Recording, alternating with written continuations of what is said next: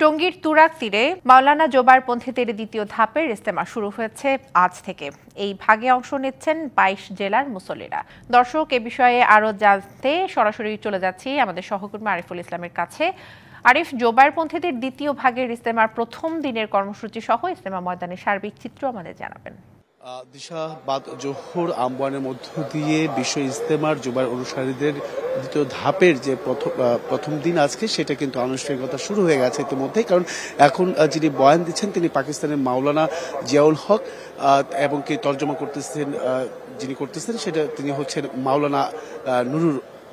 তো সেক্ষেত্রে আমি একটু দেখাতে চাই যে এই দ্বিতীয় ধাপের যে প্রথম দিন আজকে, সেই প্রথম দিনের মুসল্লি বা তারা কিন্তু সকাল থেকেই বা গতকালকে থেকে কিন্তু তারা এই ময়দানে উপস্থিত হয়েছেন। তবে আজকের দিনের কিছুটা যে ধরনের কার্যক্রম আছে, আমল আছে, সেগুলো আমি একটু জানাতে চাই।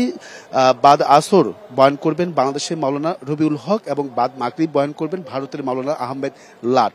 এবং কি আরেকটি বিষয় জানিয়ে রাখি যে এখন যে বয়ান হচ্ছে, সেই বয়ানে মূলত হচ্ছে দুনিয়া কামিয়াব এবং কি আখিরাত দুটোই কামিয়াব করতে গেলে আল্লাহর দেয়া সৃষ্টি আসলে কি কি আছে সেসব বিষয়ে উদাহরণভাবে কিন্তু প্রত্যেকটা মানুষের সামনে উপস্থাপন করছেন। এবং কি বিশ্বাস করানোর জন্য যে ধরনের ঈমান শক্ত থাকা প্রয়োজন, সেটাও কিন্তু এই বয়ানের মাধ্যমে উঠে আসছে। এবং কি বলছেন তারা দুনিয়া কামিয়াবি বা আখিরাত কামিয়াবি হলে, আল্লাহ সন্তুষ্টি লাভ করলে আসলে পরকালেও মুক্তি মিলবে, ইহকাল পরকাল দুই দিকে কিন্তু আসলে মুক্তি মিলবে। বিশেষ করে আল্লাহর যে মেহনত করে যে আল্লাহর খুশি রাজি খুশির জন্যই কিন্তু এই মেহনতটি।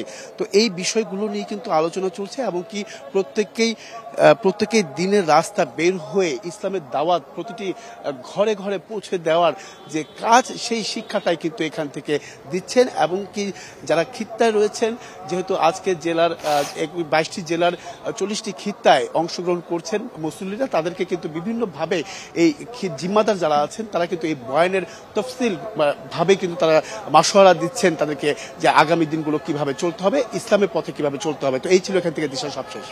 আরিফ, ধন্যবাদ আপনাকে।